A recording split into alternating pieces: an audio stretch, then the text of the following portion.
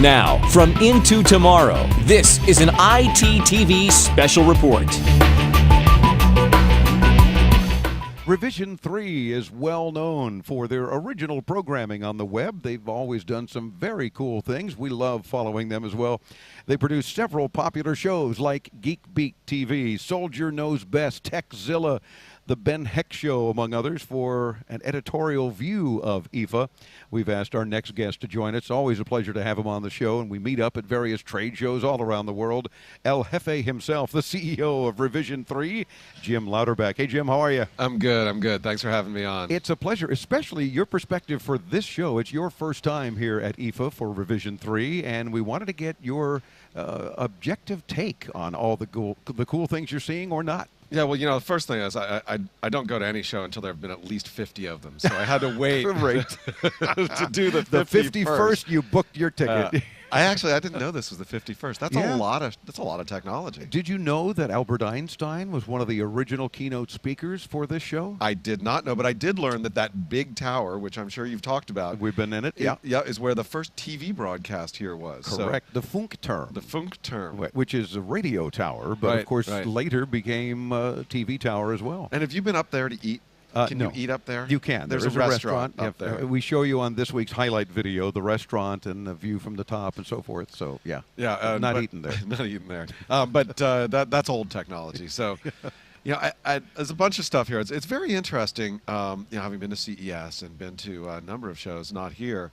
Been to CeBIT. I mean, you remember, you guys have done CeBIT, Oh, yeah, right? we did several over the years, and then it got so far away from consumer electronic stuff, we stopped doing CeBIT. Yeah, it became real business. And I've been to another show in Germany that is starting up, I think, again in a couple weeks. It's the Frankfurt Auto Show, which is a great place to see. I mean, stuff from Ford and BMW and Porsche, all these guys. A lot of automotive tech, no doubt. This is sort of a melange of everything here. You know what I mean? It's melange. A melange. It's a spicy stew of, you've got cars, you've got appliances, you've got robots, you've got new technology, you've got digital stuff, you've got home entertainment, you've got computers, and so. It's hard to, and now I know why you come here for a whole week, because there's so much going on. Oh, yeah. I mean, we do spend the whole time here from the 2 press days before it starts, through the whole time of IFA. What is it, 6 days now, I think? I lose track. But you're right. There's 28 halls full of all kinds of stuff, consumer electronics, gadgets, gizmos, and appliances, as you mentioned. They've gotten real big on appliances here. They're now filling like 2.5 halls worth. And you think about the high-tech world of appliances, it's not just, it's a nice toaster that comes in colors now. They communicate. Some of these are connected devices, and it's really cool. Did you see the LG fridge? No, I did not see the LG fridge. What does the LG fridge do? Among other things. Now, it's not even available on the market. It's one of those, if you have to ask how much, you can't afford it, so don't bother, that kind of thing. But it does some pretty cool things, like it'll determine what food you have left in the refrigerator and text you a recipe for tonight's dinner based on what's in it. As well as the obvious, you need milk, your cheese is going bad, things like that. But I think that whole concept is certainly where we're headed into tomorrow, no doubt. Mom, what's for dinner? Oh, it's fridge surprise. Yeah, exactly. But those are just some of the cool things that we're seeing here. And just like CES, though, we see a lot of product that gets announced or prototypes of things, and I know you've been through that too, that just never make it. Right. So I did see something that was just announced here that is something that I've actually been waiting for a while. I mean, you're familiar with the iRobot guys, right? And so I have floor cleaners, cleaners and gutter cleaners, gutter snakes or whatever. And I've always wanted them to make one that cleaned windows. Oh. And they have not been able to do it. It is a complex problem. Like holding it up. Well, yeah, but there are a lot of different issues that go into it. But as I was wandering around the robotic area yesterday, I ran into a company from China that is showing off a window cleaning robot. No. Yes. I didn't see that either. You'll have to point me to the right hall. I will. And so what happens is that it's magnetic. 2 pieces come in. There's water and cleaner, and it just goes up and down, and it can clean, I guess, 6 windows on one charge, and it's slow. Yeah, and you've got to move from pane to pane, no doubt. Right, exactly. It can't move itself. So if you have big expanses of window, it's better than having smaller, like little panes of window. But I love that idea. I mean, I have some windows at home that I could really use. So I like that. I also like seeing companies that we have not seen in the United States, but that are doing really interesting things.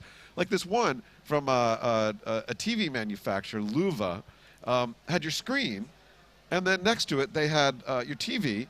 Next to it was another little TV for your Facebook and Twitter and stuff like that. So it's like two screens, you know, because one screen is not enough. We're going to sell you two screens. Exactly. And you have to wonder how many people would really use something like that. Who knows? I don't know. I think it actually could come in very useful for people who want to do social TV. You know, let me have a big TV so I can see my TV, and then give me another screen over there where I can watch my, you know, social stream and stuff like that. Because while I'm enjoying a movie, I don't want to miss a tweet. Yeah, I mean, maybe football or something like that, where you want, you know, you're like talking smack with your friends on fantasy about what's going on. Although I do think that it's like, look, you know, TVs are getting so cheap that it's like, well, to make money, we just have to sell you another TV. So you don't buy one TV, you buy two TVs that are one TV. I don't know. Anyway, I like seeing that stuff. Very cool. Well, we've got to catch up with you at CES again, because there's always fun things, you know, once we've had a chance to hit the show floors for a couple of days and then just get your take on some of these things. Love it. Meantime, Revision3.com, Revision3.com, to see all the cool stuff Jim and his team are up to regularly. We got to do some more sharing periodically, because there's lots of fun things we can do. Check them out, and of course, hit us up at intotomorrow.com anytime at your leisure for video of all the interviews, all the products, the highlight video for ITTV, Into Tomorrow TV this week, and everything at intotomorrow.com, where you can also hear all 3 hours of every week's radio show. Dave Graveline with Into Tomorrow, here from Berlin, Germany, on the Advanced Media Network. We'll be right back.